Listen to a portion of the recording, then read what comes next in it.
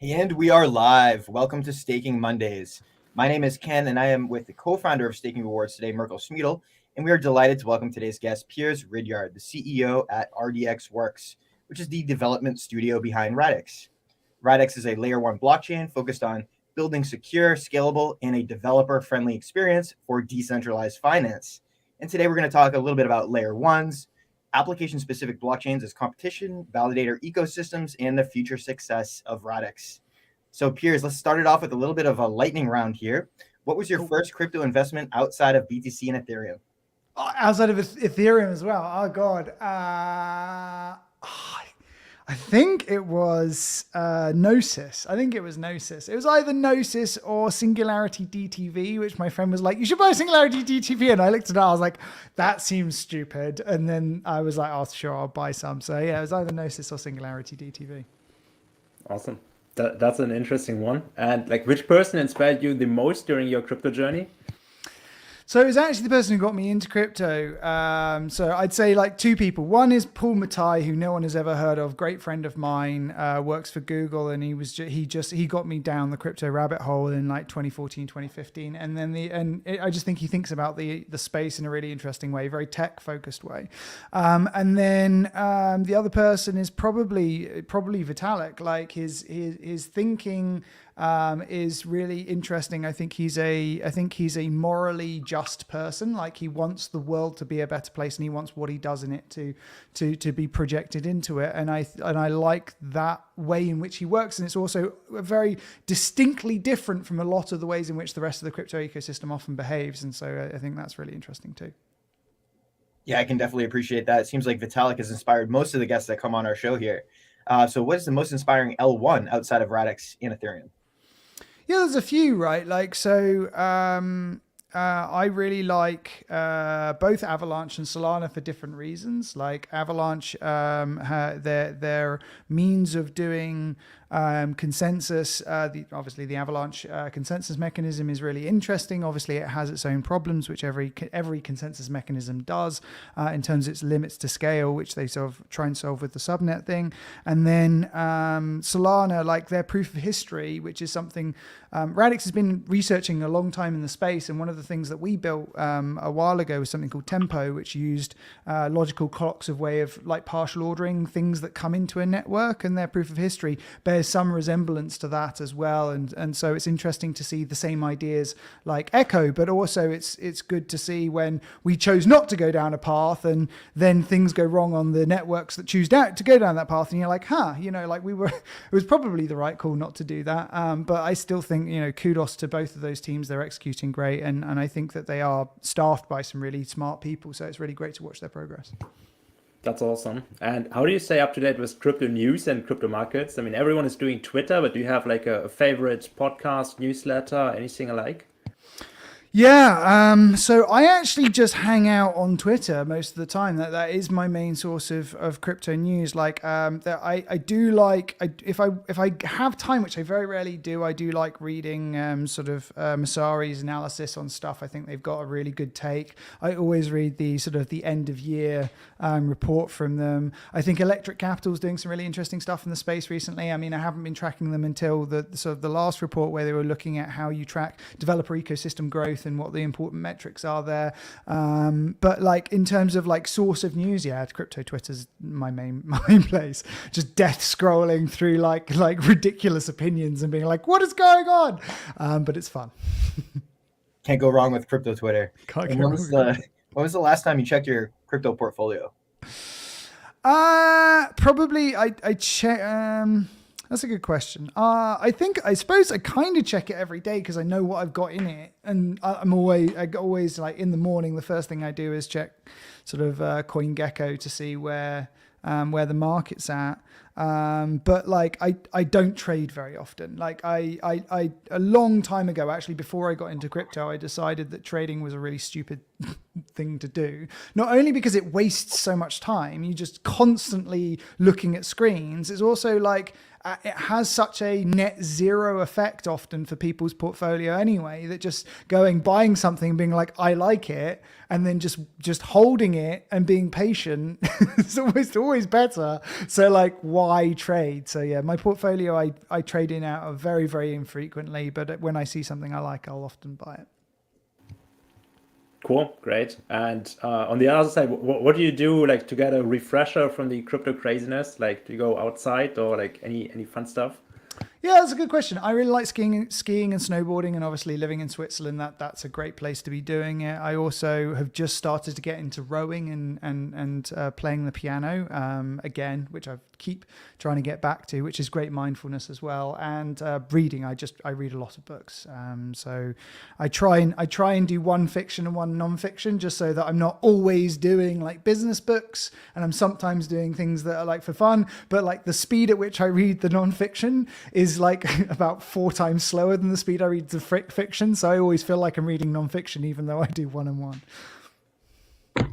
Awesome, cool. So let's jump right into some of the long format questions here. So 2021 was the year of like many alternative layer ones gaining like significant traction in the market. Like you have the Solana, Avalanche, and so on. And now you created Radix, another layer one. Like what is fundamentally different with Radix, and like when did you start? Maybe you can give like a very brief history of the project, and like what is your approach to build Radix? Like what is different compared to other layer ones? Sure, I think Radix. There's a few things that we can say here. I think the starting point is most people don't think big enough in this space, because I think that what we tend to do is focus on where the space is and where it needs to be in a year's time, rather than think about what we're trying to achieve as a space. And then the other side of it is Radix is probably the only layer one I've ever come across that is designing from the future backwards. And they're both linked, right? What we're saying is that decentralized finance and public layer decentralized technology is eventually going to eat the entire world of finance. That eventually all financial services that we consume as individuals, either in Western countries or developing nations or whatever, is going to be serviced over a public decentralized ledger of some format. And if that is the case, then that's a $400 trillion market. Now, that's going to take a long time, and it's probably also going to seep into things like how nations are run and what it means to do sort of like macroeconomic policy as governments and all that kind of stuff. But it's going to start off in the private finance sector. And $400 trillion equates to about 2 million transactions per second today on the global financial markets. Like if you aggregate everything together, there's about 2 million transactions per second. And, I often use this analogy when you talk about the birth of the internet. And if people at the birth of the internet, which they may have done, sat down and gone, what do we think the need for bandwidth is going to be? What's the measure in which we're going to do that? And they go, well, why don't we just count up all the telephone calls that are happening today and base our concept of what the need for bandwidth is going to be on how many telephone calls is happening? And we know now, sitting here, that that's a ridiculous sort of like comparison, that those numbers don't bear any resemblance to each other, because the internet enabled an entirely new way of doing business and an entirely new way of transmitting and communicating information. The same thing's happening with finance. That's what these public ledgers are for. And so when people are saying, 50, 100, 2,000, 50,000, 100,000 transactions per second is enough, it's not even close. Like, it's not even close to the number today, let alone where it's going to be. If you look at DeFi, one transaction on DeFi is not one transaction. If something trades on Uniswap, then an arbitrage bot comes in and does something else, and then 1inch updates its routing algorithms or whatever. Like, it is many operations. You're talking about a global interconnected financial system that interacts with every single trade it does. And the more applications that are on top of it, the more ways that happens. It's an exponent. So, us talking about even Solana's 65,000 transactions per second being enough, it just isn't even the right ballpark. And it doesn't have a roadmap for how to get there. What Radix has done is it has looked at two things. It's gone, hey, like, if we want this to be the layer for the global financial system of tomorrow, what are the features that we would want of it from the point of view of making sure that as many people can build on it as effectively as possible? And that's actually a bigger problem in the industry, and I'll talk about that later. And then the other is what, how does it act? Is there a roadmap to actually getting to the point that it can scale to be able to service the entire global financial system, plus whatever the business models of tomorrow that we enable on top of it is? And as I say, I think Radix is the only one that's actually taken that full approach to go, where are we going and what's the roadmap to achieve that? Yeah, absolutely. And having a roadmap is one thing, but in building with looking at the future first. But what is your actual go-to-market strategy for Radix, and how will you drive real-world adoption, not just speculation, to ultimately win market and market share? Yeah, it's an interesting question. So, like, real-world adoption is a again, we often use the frameworks of what we're used to. What does the Web 2.0 real-world adoption look like? Oh, it looks like consumers using it in this way. Like, what does DeFi real-world adoption look like? I mean, what is the purpose of the global financial system? It's efficient capital allocation. So is people allocating capital within DeFi real-world adoption? I'd actually argue that it is. Like, it is the start. It's the tiny seed of what that looks like. But that is what the purpose of the global financial system is, and that is what DeFi is already proving out. That's why I think DeFi is much more interesting than what came before with things like the tokens in 2017 and the ICO boom and what's kind of happening with the NFT boom today. It's like, it's not real actual like business application. It's just sort of a bit of fun that's turned into like a large amount of speculation. Whereas with DeFi, it's much more about starting to work out what the mechanisms for good capital allocation actually looks like. Obviously, there's a load of speculation in there as well. Now on Radix, the number one thing that we have experienced as a result of being later to the market than other people is we get to observe how the market behaves. We get to actually talk to people who are trying to build these things. And so, we spent 2 years talking with leading DeFi developers, leading Solidity developers, leading Solidity teams, trying to build DeFi on top of Ethereum using the tools that are available, and got a very good picture that while Solidity is basically the only programming language around to build DeFi, and that the EVM and EVM compatibility is basically gospel, like, don't build another layer 1 without EVM compatibility. Are you mad? They are both entirely unsuitable for the job of building decentralized finance. Like, building with Solidity is incredibly bad. And it's not just because Solidity is bad. It doesn't get fixed by swapping out another language, like putting in Rust or putting in, Erlang or whatever it is. It's the development paradigm as well. Like, it doesn't understand, these ledgers don't understand what financial assets are. They don't understand how a token swap works. Like, none of these things, they all have to be programmed in. And there's some really interesting analogies here, but I will answer your question. So your question is like, how are we going to drive real world adoption? And our first step to that is providing tools that make it easy for any developer to come in and build decentralized finance and just keep practicing that muscle of efficient capital allocation. There was, according to the Electric Capital report, there was something like I can't remember, like 500,000 developers who tried building Web3, but there's only like 16,000 people actually building it. That's the biggest, like, when we were talking to projects, it wasn't scalability that people were saying that's our biggest problem.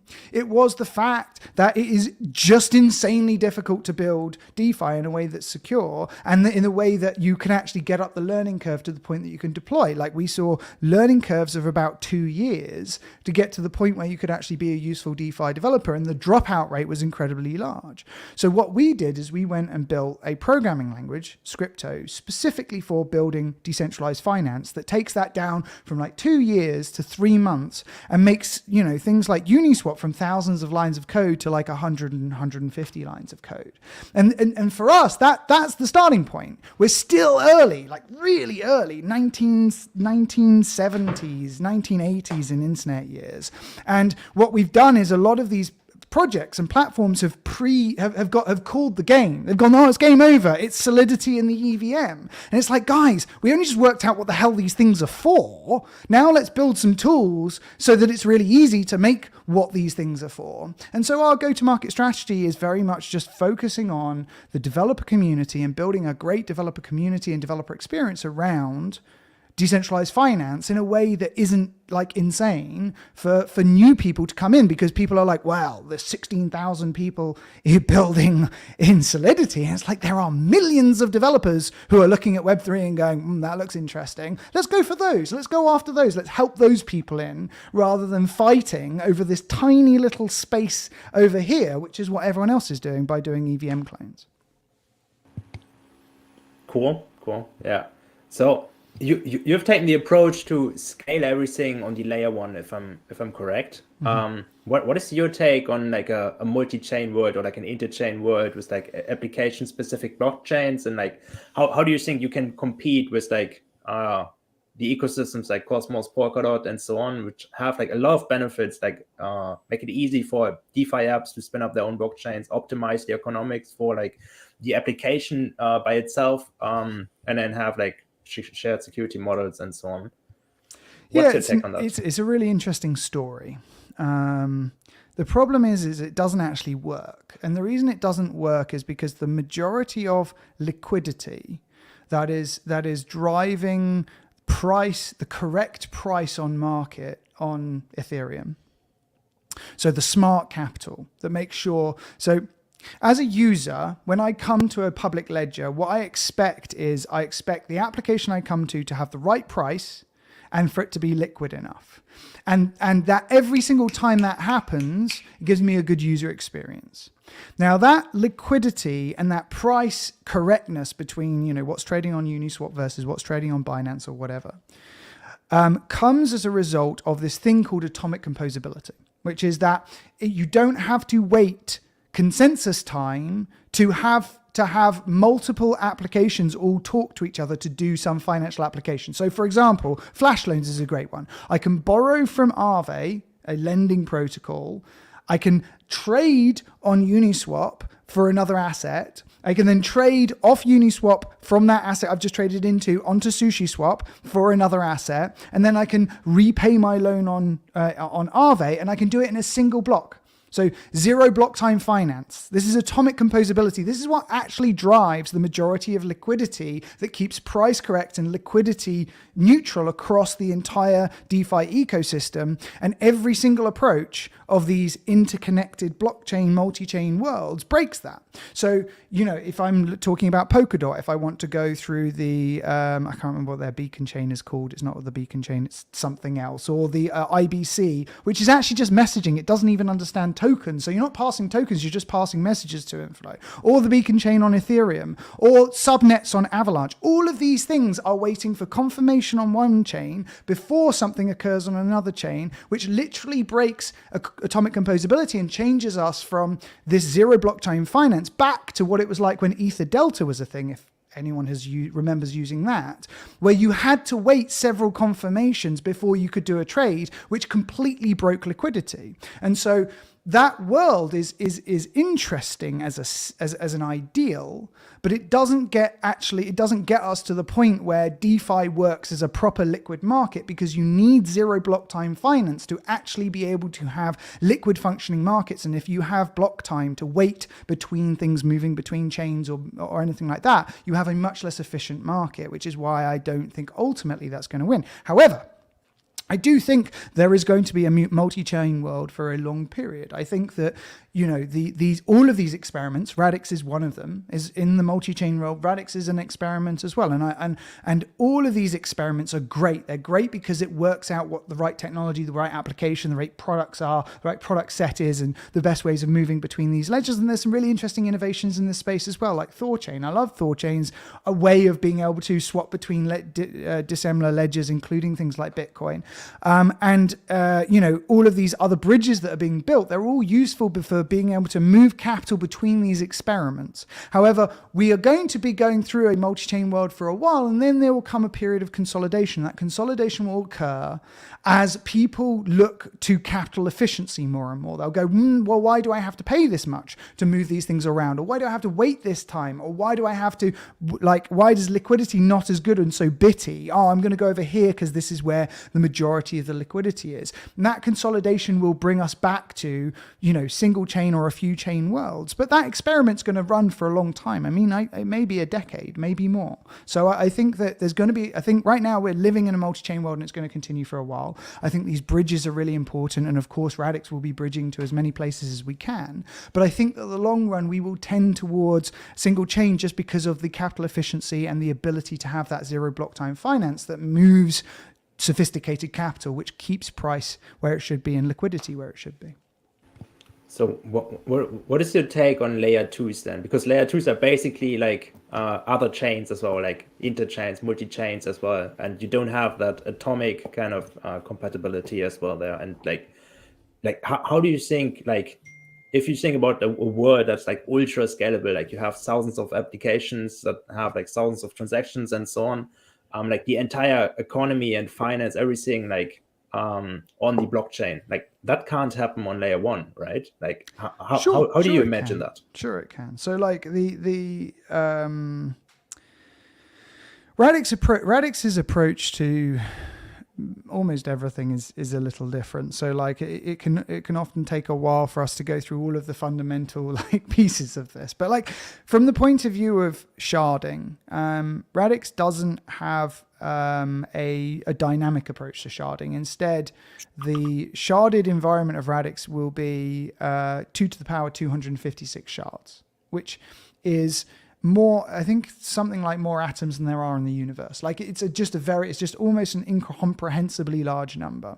But we start with this pre-sharded architecture, which means that everything you do from that point forwards is deterministic. You can deterministically map all of your transactions to that shard space, because the shard space never changes, doesn't grow like in the Ethereum v2 version, or doesn't add in like chunks like in Near or whatever. Because it's pre-sharded and you have this deterministic mapping, you can do some very clever things. You can go, right, I can make sure that transactions that are related end up in the same shards or the same shard groups, and transactions that aren't related end up on different shards. And then what you can do is you can have massive parallelization, because you're not going, well, if I'm sending money from my wallet to my mother, and Mirko, you're sending money from your wallet to your mother, we don't have the same mother and we're not the same person. So those two transactions don't need to be actually ordered versus each other, which is what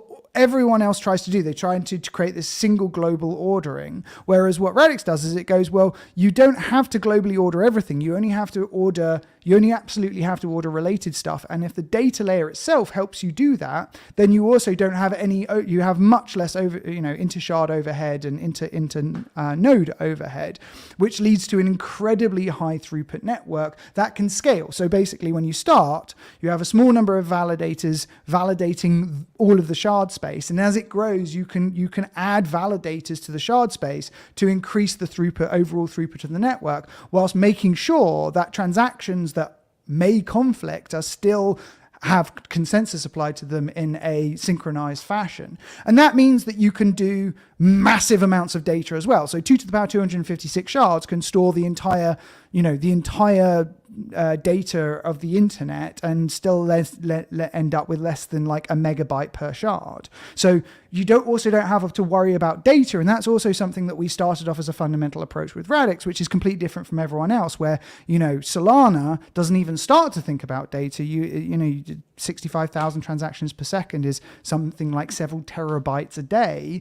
And there is no means in which that data is dealt with in a meaningful or well thought out way. Whereas what we started with is, hey, this is a data problem. This is a computer, this is a splitting up of tasks amongst computer problem in a way that you need parallelization. If you don't design that into consensus, you're going to have a problem. So yes, a layer 1 can do it. Layer 2s are what I call a Rube Goldberg machine way of doing it. It's like, I'm just going to add extra complexity to an already complex system to sticking plaster over the issues that have occurred as a result of the decisions I made in the architecture in the first place. And that's why we're like, yeah, you can do bad scalability that doesn't have atomic composability, that does start to fracture liquidity and does start to fracture applications. Or you can just think about the problem from the start in terms of how big it's going to be and build your architecture accordingly. Very interesting stuff here, Piers. And you talk about zero block time finance. You talk about all these needs for scalability for DeFi applications.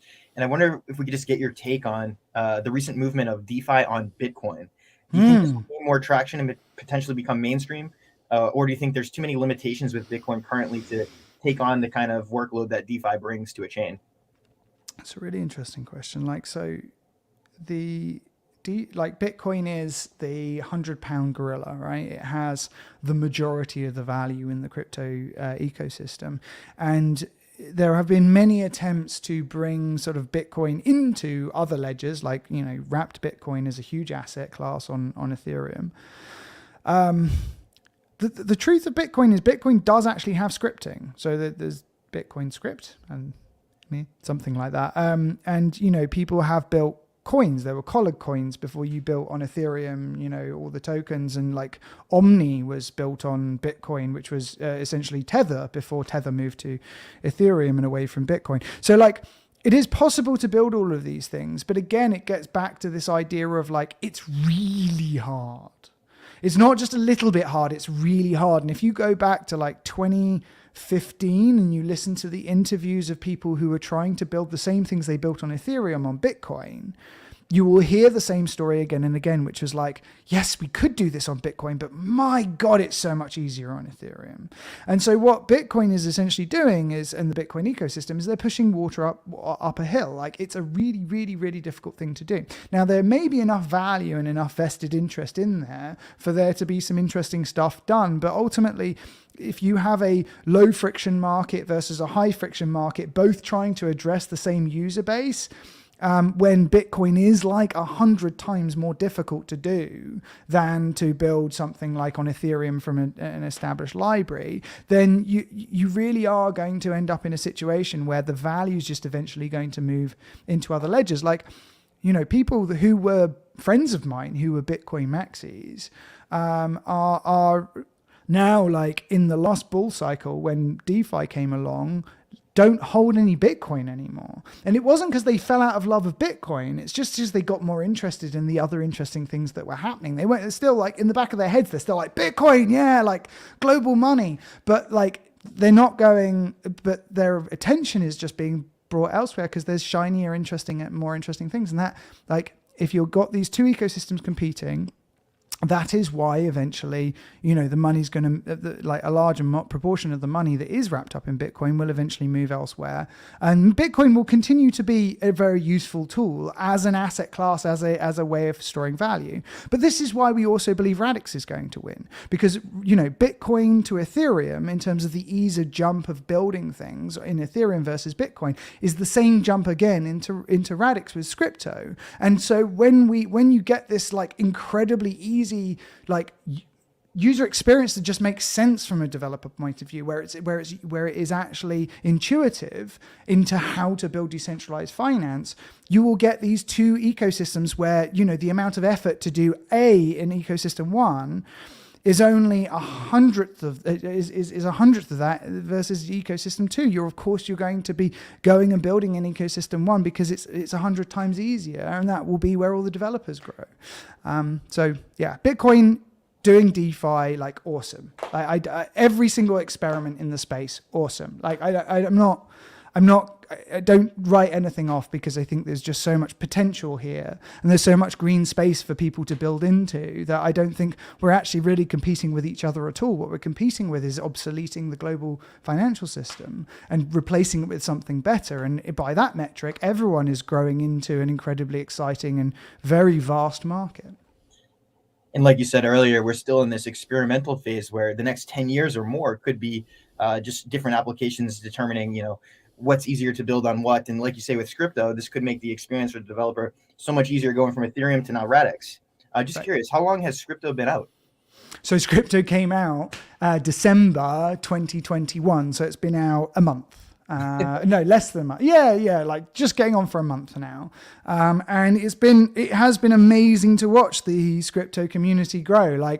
We went from nothing to 1,000 devs on our mailing list and another 1,000 in our developer community on Telegram, and we've got we can't actually count how many in Discord. We've got 14,000 people on Discord, and but our developer channel on Scripto is super active there. And the speed at which people come in and go, I don't understand this, to actually building apps is unbelievable. Within 2 weeks, someone did an implementation of a flash loan. And anyone who understands Solidity, flash loans are really quite complicated. You've got re-entrancy and you've got a load of other complicated stuff that you have to deal with. And within 2 weeks of this coming out as a completely new language, someone was building one of the more complicated applications in DeFi in Scripto. And they were nothing to do with us. They weren't our team. They were just some guy who came across it and was like, this is amazing. Oh my God, this now makes sense.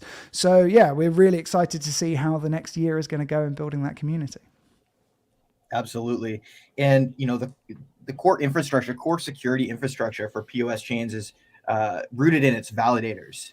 So with Radix, you guys are doing 300 million new Radix into circulation generated by the protocol every year, shared amongst people that participate in that staking process. So XRD has a maximum supply of 24 billion as well. So there's a limitation on the maximum supply, and this is expected to be reached within about 40 years, right?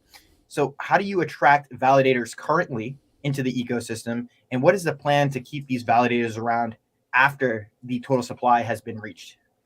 Yeah, there's a lot of interesting questions there. So validators in the Radix ecosystem get to choose what percentage of the emission that they charge. So you can be a validator and you can stake to your own node, but you can also put your node up for other people to be able to stake to it as well. So delegated proof of stake model. And you as a validator can choose what percentage of the fees that come from new emissions they can charge to the people who are staking to them, which creates this interesting marketplace for people who are willing to do the hard work of setting up and running a node. And it's actually a lot more complicated than people give it credit for, because you have these sort of SLAs with the network itself. Service level agreements is obviously a business term, but if you miss a certain number of proposals, then your validator starts losing emission. So you have to be a really good validator. You got to run a good server. You got to run backups. You got to do a DevOps process, all that kind of stuff. So there's good reasons to pay validators, but there's also great reasons to be validators, because you can actually develop quite a nice passive income, or a nice amount of income as a result of just providing a great service to the network. Your question about the 40 years one is interesting. So that was sort of based on this idea that there may or may not need to be a decision point before that about how emissions work on public ledgers. I think that we are still in the very embryonic phase of understanding what incentivization structures within these networks look like, and how to best create a incentivization structure that creates a net benefit, a common good for everyone. And so instead of just making it an infinite 300 million sort of tokens per annum forever, we decided that it would be a good idea to create this point in which we need to have a discussion as a community with when governance starts to come into play about what the best way of recognizing stakeholders within the system and what's the best way of rewarding them in a fair and proportional way. And all we're doing is a guess right now. We don't that's what every single public ledger is essentially doing, is we think this is right. And it's quite likely that at some point it will change, especially as things like royalties come into play, which is something that Radix has built to make sure that open source developers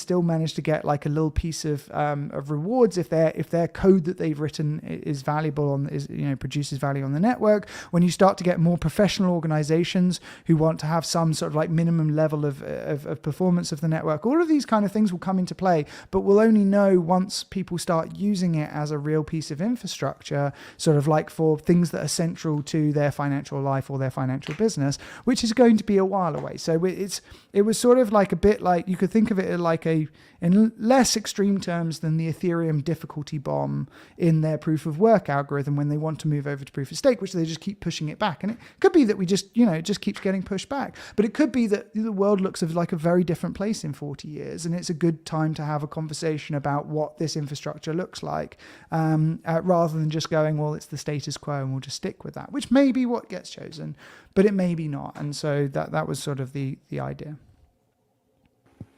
Cool. And like, what is your personal, like as a core team, what's your relationship with the independent validators in the network? How do you interact with them? How do you communicate with them? Do you have like working groups? How does it work? So we have an open channel on Discord, where we have members of our team like sort of hang out. So you'll often get members of the Radix team jumping in there and answering questions, but also a place for the community itself to support each other and help each other out, which has been amazing to watch. Like the number of ways in which developers will node runners will come in and be like, hey, I've written this tool, like it really helped me out, maybe I'll help you guys out. Hey, like I found that using this configuration in AWS or doing that in Google Cloud like was better for this application, or I was using Grafana in this way or whatever. And like that is just the core of what I think is important. What we don't want to do is put the team in the center of that, because it's not a public decentralized ledger in that case. Like our focus is always on how do you facilitate community, and importantly, how do you get out of the way enough to make sure community can actually develop in the first place. So we always do it in open forums, and we try and make sure that those conversations are, when people actually can't answer a question, the team jumps in to help, but we'll also give enough space for people to be supportive of each other, which we've seen, and it's amazing to watch. Absolutely. And so Radix Alexandria recently launched, and you mentioned Scripto earlier in December, right? So what are some other major milestones for Radix to become super successful? I mean, we have a roadmap of things that we are building towards. So like in 2021, the two things that we were doing was, one, we were launching the first version of the Radix mainnet, which is what we call Olympia. That was testing our basic consensus. So not the fully sharded consensus, just the basic consensus model, the basic Radix engine. So the Radix engine is what our equivalent of the EVM is in many ways. The simple version of that. So you can only do things like create simple tokens and do simple token transfers on Radix. At the moment, you can't actually build full DeFi. Then at the end of the year, our target was to release our programming language Scripto, which we also did on time, and that was to be released in a sandbox environment. Because if you look back at like Vitalik talking about the launch of Solidity, one of the things that he often says is like, I wish we'd held off like another 6 months to sort of like put these basic things into it, because it just would have made it so much better, or would have reduced these problems. We recognize it. There's this thing that I often say internally, which is like on the surface, it feels like the crypto industry moves quickly, but underneath it actually moves incredibly slowly. And part of the reason for that is because if you have a public decentralized ledger that's securing very large amounts of money, it's actually really difficult to upgrade things. I mean, you just look how long it took. It's still taking Ethereum 2.0 to roll out. So we're like, well, if we're going to do a new developer paradigm and a new execution environment, we should probably not be so arrogant that we believe we get it right immediately. Let's put it out there in a sandbox environment, let people play with it, let people give us feedback, and make it into something really great, like proper like lean product approach to sort of building things properly. Go talk to your customers, get feedback, all that kind of stuff. So that's what's happening this year. And then at the end of this year, our target is to then integrate that Scripto Radix engine environment directly into the public ledger, so that people can then deploy the first decentralized finance applications. And then next year to then start implementing our multi-shard model, which everything that we've built is designed around that being the future we're going to. So we know what the architecture target is. Scripto and the Radix engine has been built around multi-shard atomic composability, has been built around this concept of sharded state. So that was all part of the state model that we sort of built originally. personally. And that's all then going to go to this sort of multi-sharded model, which then you have the massive scalability. But our approach has always been, well, if you don't have the users and you don't have the developers, you don't need the scalability. So let's make sure that we're building the right system, the right tools first, and build that early ecosystem and early developer community, and then bring in the scalability when it's necessary, because scalability systems always bring in a huge amount more complexity, even if it's something you've designed into the roadmap for the whole time. Awesome, cool. And so we already talked a little bit about staking Radix as well, like validators and the ecosystem and so on. Like, what kind of role does the retail delegation staking and staking for investors play in your ecosystem? And like do you see that as kind of like a culture around staking, or is it like simply a tool to like make the blockchain more secure, or like what do you wish from retail stakers, and how is that community like, and how do you see that? What kind of role does staking RDX have in the ecosystem? Yeah, so I mean, in many ways, it's absolutely central, and in other ways, it's just part of the facilitation of the whole. So like, Radix is a proof of stake network, which means that the security of the network relies on the value at stake. In like sort of very simple mathematical terms, like the value at stake on the network, a proportion of that is how much you would need to be able to attack the network.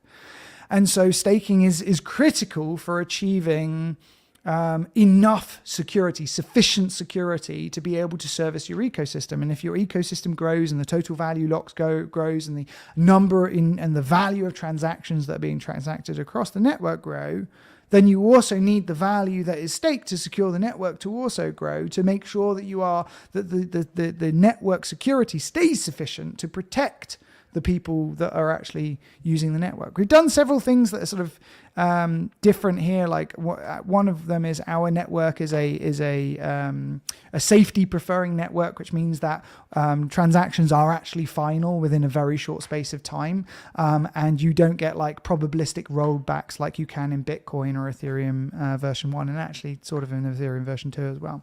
So we like to minimize the amount of time that you can actually attack the network. We've sort of like tweaked our consensus algorithms towards things that we think are important for decentralized finance specifically, especially with this idea of sort of no rollbacks.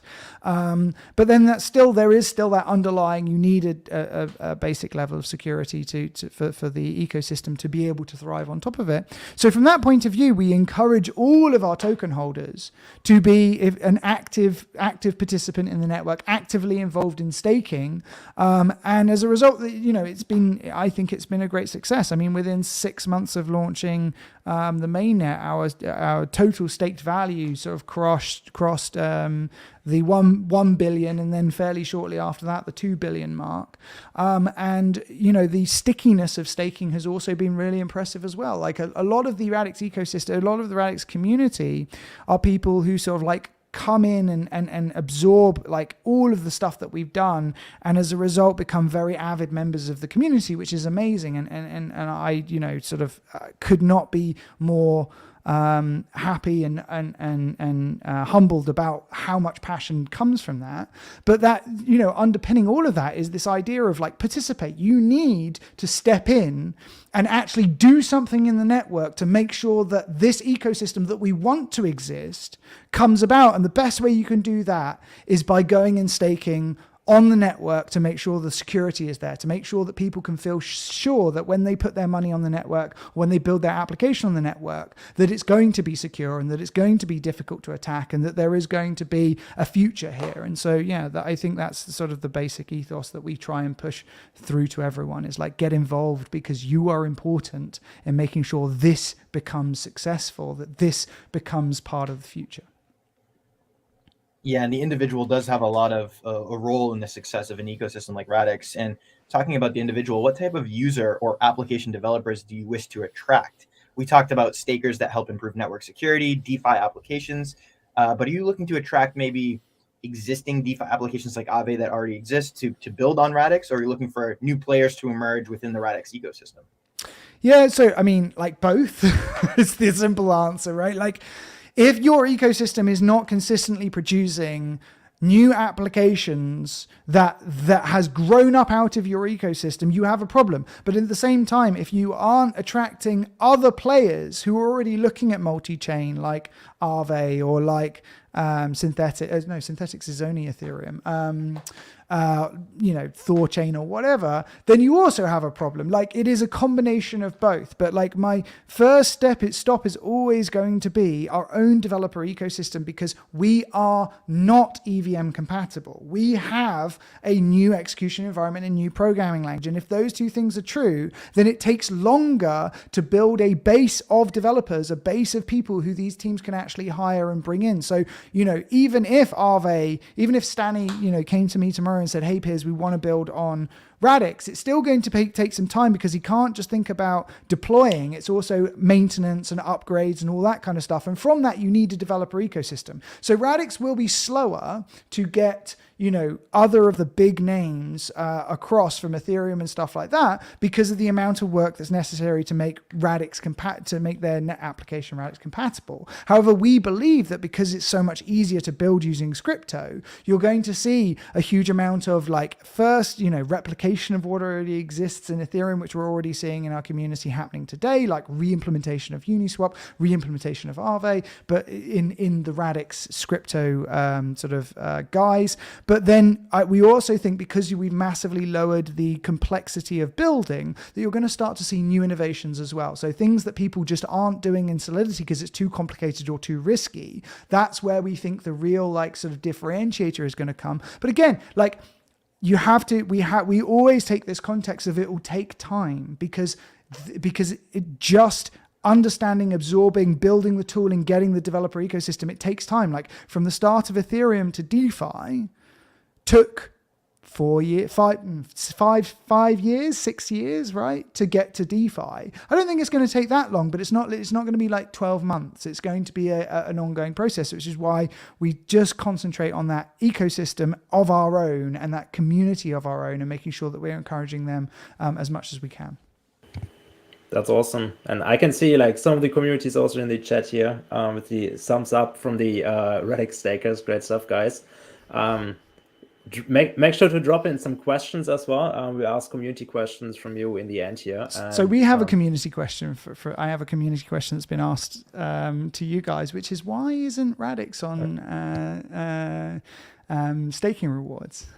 We'll get to that. We definitely have Radix in very, very soon. So stay tuned, guys. We'll have. I mean, it makes a ton of sense. I think this is the perfect integration on our side with all the validators and so on. I think the integration will add a lot of value for you guys to find the validators and make sure to stay on top of what's going on with Radix as well. So make sure you follow us, and we'll definitely have Radix on this side very, very soon. Thanks for that. And guys in the chat, let us know if you have any other question about staking or about Radix. Keep them coming. Just going into our last question to you, Piers. So what is your roadmap for the coming months for Radix, and what can investors look forward to, or what can your community look forward to? Yeah, I mean, the roadmap for the coming months is again, it's focused on Scripto being awesome. We started with something that we think is pretty awesome. It's turning out that people also think it's pretty awesome, but that doesn't mean it's perfect. And the more ways in which we can test it, the more clever people that come along and just try it out in their weekends, and they try it out in their afternoons. It is about getting as many people to apply their intellect to both this way of building, which we call, asset-oriented programming, and to actually just testing out building with Scripto to see if there's things that we didn't think of, that just are really difficult to implement for some weird reason or whatever. But, over the next 6 months, you're going to see a bunch of new tooling around building against Radix. So we've just released the APIs. We did a massive update of our APIs for anyone who's integrating against our current network, right? So we've split out our services into sort of like a core node and then a services nodes component, which makes it way easier to build services where your core node's IP isn't actually visible to the rest of the network, or that you can pull down huge amounts of data and do analysis on it and pull out like key stats like staking stats and stuff like that against the services node in a way that, or it's called the gateway node, that makes it way easier to do the kind of things that you would want to if you want to get information about the network and all that kind of stuff. So that's a really big upgrade that's just happened. We're then going to be, there's going to be our transaction model, which helps developers build more accurately against crypto. And then we're going to be moving on to helping people to also build, front end applications as well, so that they can actually test entire DeFi applications front to back in the sandbox without having to have anything else to be able to test that against. And then that's just going to get us to the point where you could already have built and tested a mature DeFi application by the time that Babylon comes along. Of course, as we come up to Babylon, we're going to be doing more events. We're going to be doing hackathons. We're going to be doing more developer reach outs. We're going to be doing more conferences. We're going to be doing more marketing, all that kind of stuff. It's just about making sure that the tools work for the audience that we're actually trying to build it for. And then from there, making sure that we're testing what actually keeps bringing in that quality, not just getting like a bunch of shit coming in where people are like, I want this airdrop or whatever, but like real community who care about building real things. And like, we will protect that as much as we can by building carefully that incubated community and recognizing how fantastic what they're already doing is and what an incredible road they're on. Yeah, this is great stuff here, Piers. I'm getting really excited for the potential value that could be developed on Radix over the coming years, months here. And now getting into the part where we ask some community questions, some really good questions here from the community today. So first up is Obly. Some scientists believe we're 10 years away from breaking encryption with quantum computers. Has Radix been thinking about a solution for this? That's a great question. I love the quantum computing question. So I have read a couple of, just as background, like 10 years seems quite like sporty. Like the academic journals that I've read on this tend to sort of say we're about 40 years away from it being realistically possible on like things like SHA-256 and stuff like that. But it is a problem. So like one of the things that we built in Radix was making sure that the all signature algorithms are upgradable. So like the whole ledger was built around this concept of modularity in the libraries that we choose for signing, so that your signing and state validation, all those kind of things can be swapped out if they need to be. Now, in the event that happens in 10 years, what's already happening in cryptography is people are starting to build quantum secure cryptography. However, it's very clunky and it's not very well tested. So generally you don't want to install any cryptography. So there's like two rules in cryptography. The first is don't roll your own crypto, and the second is don't use anything that's younger than like 5 years old or something like that. Might be 10 years old, but you just want to wait for something to be around for a long time. So in the event that it is actually 10 years, we'll probably be looking at using some of the quantum secure signing algorithms that are actually being developed today, which wouldn't be a great outcome because they are significantly bigger than the current, sort of cryptography that's used in blockchains, which means that you get more network overhead and you get bigger packet size on your transactions, and you need more storage and stuff like that, which Radix is set up for better, like larger state per transaction and stuff like that. But again, like it would be suboptimal because it would mean the network wouldn't perform as well. However, it wouldn't be a showstopper for us. We just have to upgrade the algorithm. However, we watch the space with interest, but we're not trying to build quantum secure like immediately because we just don't think the space is mature enough. Like it will get there, but like It's only when it's actually an existential threat to crypto. And by the way, quantum supremacy over cryptography is actually a problem for the entire internet, not just crypto, right? Then we will relook at it, obviously, and start thinking about what our upgrade schedule to our modular frameworks are to be enable us to be quantum secure. But like, it's not a problem yet. There are more pressing issues on the priority list of things that Piers worries about at night than sort of like quantum security at the moment.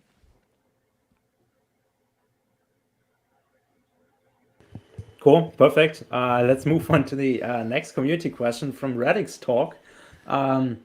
How much is decentralization a value of Radix, and how would you define decentralization? Like, where do you position yourself in like the decentralization realm? Like, if we think like, okay, Bitcoin is super decentralized, and like other chains like Solana maybe a bit more centralized. Where do you see Radix there? Yeah, so I'll start with the second. How would I define decentralization? For me, decentralization is that the destruction of any one player in a system does not stop the system from functioning, right? And so, like, how decentralized something is like a ratio of how many players, how many participants in a system you have to destroy before the system becomes unviable. Like the internet is a fantastic example of a protocol that was built entirely around the concept of decentralization. And TCP/IP routing was built around this idea of nuclear war. Like, what happens if an entire city just ceases to exist and all the servers there? Like, will that cause a problem to the internet? I think that you want to tend towards as much like robustness in infrastructure as possible, because I think that the world is an uncertain place, and the more robustness you can add, the more certainty you can have in that infrastructure surviving whatever might come. So for me, decentralization is essential from that point of view. Like, build robustness into the systems that you build, especially if they're dealing with value, because we want these things to be more secure than banks and more secure than governments. We want them to be supranational and a place that everyone can keep their value securely if they so choose. However, Radix is taking a practical approach to this. Like, our first network, the Olympia network, where we're just testing the basic version of our consensus algorithm, only has 100 validators, which is, significantly more than some networks, but a lot less than other ones. Certainly less than Bitcoin, certainly less than Ethereum. That, massively opens up when we get to Xi'an and we start building out our fully sharded environment. And then, the number of the cap on the validators, increases significantly. And I think that's all important, but I also think that, like, you can try and jump to the end state too quickly. And if you try and jump to the end state too quickly, you can end up in a system that gets stuck in the way that sort of Ethereum has or Bitcoin has in their ability to actually scale. So it's all a very like delicate balancing act. But like my long term is always tend towards a system that is as robust and as resilient as possible, and do everything you can to make sure that roadmap is in place. Absolutely. And another question here from Captain Charles. So is wondering if you could share more about how you're targeting developers. What will be the trigger to pull them out of their Solidity comfort zone? Yeah, so this is actually quite a long one, but I'll keep the answer short. So like we think there's an interesting graph that you can draw of this, right? And along the bottom, you have like skill as a developer. So from 0 to Linus Torvald, right? Like from a script kiddie to Linus Torvald, the founder of Linux. And then on the y-axis, you have knowledge of DeFi, right? So you have like from let's say Warren Buffett at 0 to Andre Cronje at the top, right? And so then you've got these 4 quadrants, and the top right-hand quadrant, really good developer, really knows his stuff in DeFi, is kind of where the DeFi community live right now. But that's 16,000 people. That's like no one. So those people have a skill set that is massively in demand. Like, no one can hire good Solidity developers, and they get huge amounts of money and kudos for building in there. Why are they going to move anywhere else? They're not. Like, like, why would we try and move them around us? It's only a tiny market anyway. What you instead have is you've got these people over here, so that the people who are like not so experienced either in coding in general or in Solidity specifically, but really, really get DeFi and really want to get into it. These are like what you might call the frustrated DeFi developer, or someone who's like excited about entering but feels that they aren't yet experienced enough to be able to build Solidity in a way that isn't going to lose people money. So those are a big target for us. And to them, it's simple. It's like, hey, here's a place that you can actually build what you've got in your head, prove that it works. And if you want to go and build on Solidity after that, that's fine. But like fundamentally, here's a better place to get started than where you are right now. Here's a better way in which you can actually test your ideas out. And maybe you'll just fall in love with it and want to build on Radix. That's what we think we are. But if not, that's fine. You still helped us move on our journey, and we've helped you get to where you're trying to get to, right? And then these sort of like enterprise developers, the board backend developer, the people who are like working in fintech but like completely uninterested by it, like the people who are like really, really shit hot. Those are the people that we can bring up the DeFi curve really quickly and just go, look, you like Rust, you want to work in Rust, you like, you've suddenly got the bug for Web3 and you don't know where to get started. This is your best possible getting started point. And so those are the two places we'll really be looking at, rather than getting people out of their Solidity comfort zone. Because for those who have got all the way there, man, that's a comfy zone to be in. Like, you get paid incredibly well, and you get loads of recognition. Everyone's chasing after you. We're not going to get you, but you're only 0.001% of the developed market anyway. So we'll go after the others. Cool. And then, so we had another question from Benedict. Shout out to you. He's asking, like, I understand the main argument for devs joining is dev friendliness. And if a developer asks, like, how can I know that this will be used? Like, what is your reply to that? Like, Yeah, no, it's a good question. So like, a lot of people forget that when they're down the crypto rabbit hole, like, people forget how they got to where they are today, right? They just know the knowledge they have today. And so they look at outsiders in the way that they make decisions. They go, well, I wouldn't go and do that unless I could see a clear, benefit for me. But most people aren't all the way down the crypto rabbit hole. Most people are at the point where they're at learning and discovering.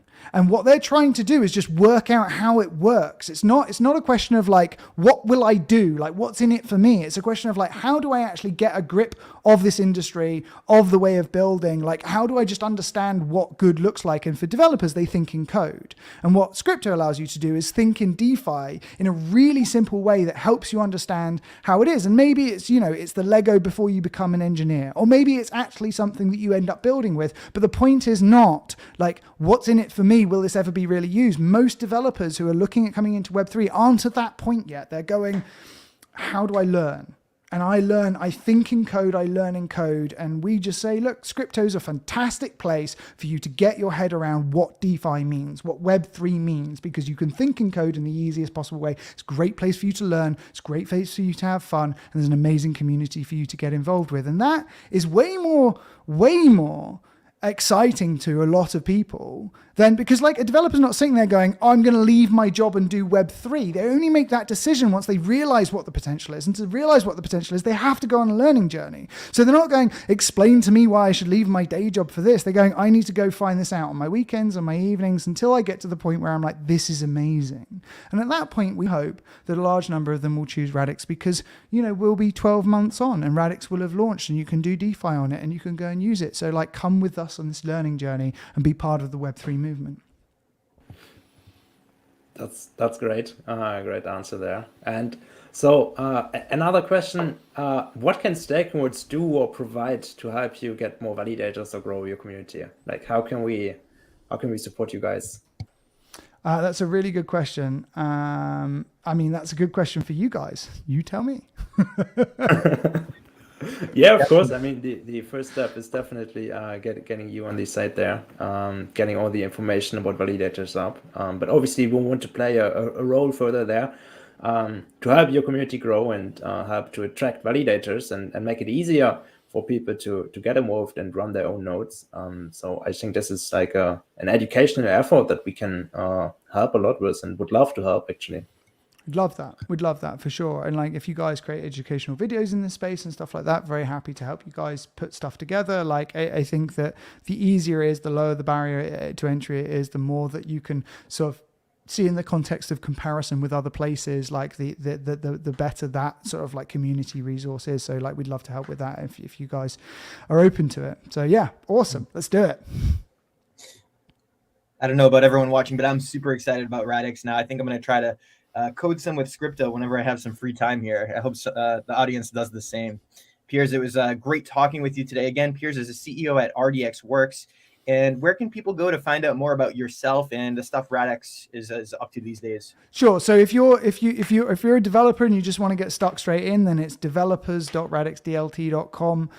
Or if you just want to read about a bit more around, there's loads of materials on our website, radixdlt.com. And then there's also a huge learning resource at learn.radixdlt.com. So it's all under the same domain. If you just go to radixdlt.com, you can navigate to it. But as I say, huge amount of resources available to sort of dive into all aspects of Radix. There's loads of interviews and materials on YouTube, and there's also sort of like a great community on Discord where if you're just getting started, there's loads of people who would love to help you out and show you the ropes. So yeah, I'd say all of those places. Oh, and obviously on Twitter at RadixDLT.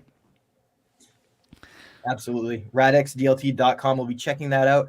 And thank you so much for everyone for watching today's episode of Staking Mondays. Be sure to subscribe to our channel, like this video, share it around.